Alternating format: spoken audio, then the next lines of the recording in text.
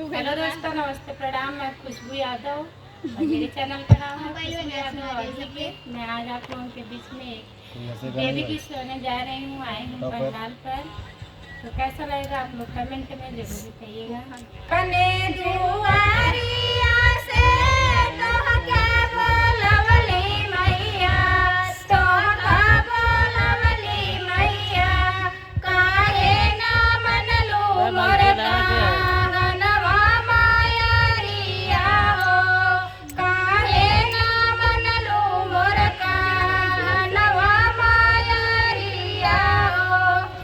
अपने माइया के टिकवा गढ़वाली हो, टिकवा गढ़वाली हो, काहे ना अइलू मोर दुआरिया मायरिया हो, काहे ना अइलू मोर दुआरिया मायरिया हो। अपने